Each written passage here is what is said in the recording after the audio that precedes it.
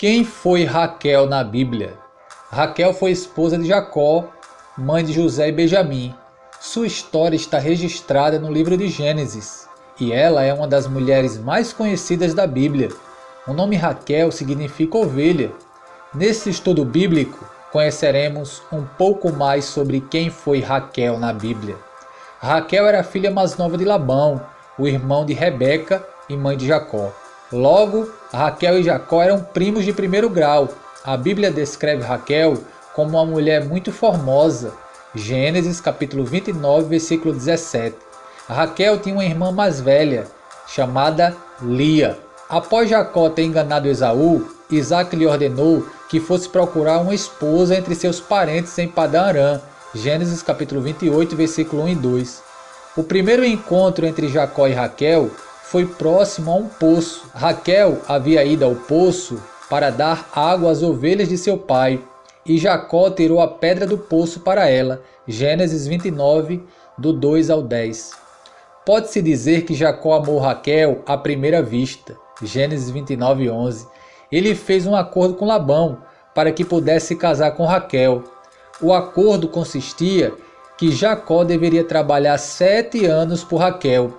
A Bíblia descreve o tamanho do amor de Jacó por Raquel, nos informando que os 7 anos lhe pareceram como poucos dias, pelo muito que a amava. Gênesis 29, 20. Quando se passaram os 7 anos, houve a cerimônia de casamento.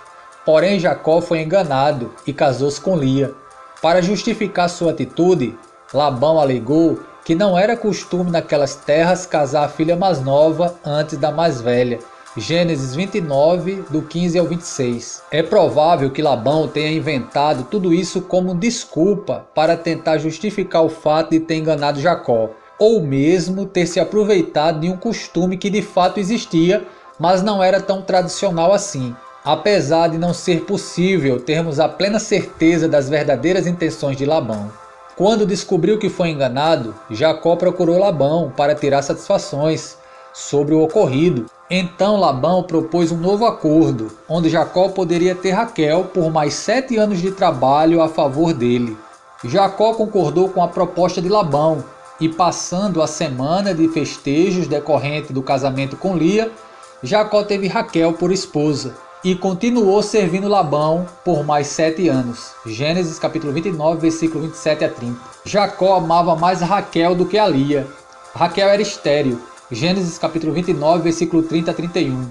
Lia, por outro lado, deu filhos a Jacó, o que causou ciúmes em Raquel. Naquela região havia um costume de que se uma esposa de classe social elevada fosse estéril, ela poderia ter uma serva, escrava, que daria à luz filhos que seriam legalmente seus. Raquel se aproveitou de tal costume e obrigou Jacó a ter filhos com sua serva Bila. Gênesis capítulo 30, versículo 3. Apesar de seu plano ter funcionado, Raquel ainda buscava desesperadamente a possibilidade de ter um filho biológico. A Bíblia diz que suas orações foram ouvidas e ela concebeu José. Gênesis capítulo 30, versículo 22 a 24. O relacionamento entre Jacó e Labão começou a ficar muito difícil e Jacó resolveu fugir com a sua família. Jacó havia prosperado muito enquanto trabalhava para Labão. Quando fugiu, Jacó levou consigo, além de sua família, os seus rebanhos.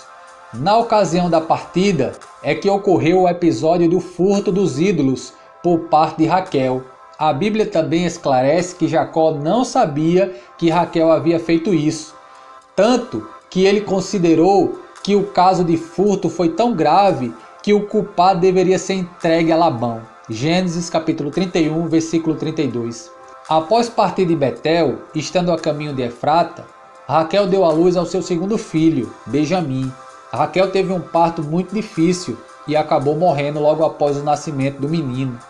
Num primeiro instante, o menino foi chamado de Benoni, no sentido de infortúnio, refletindo toda a angústia que caracterizou seu parto.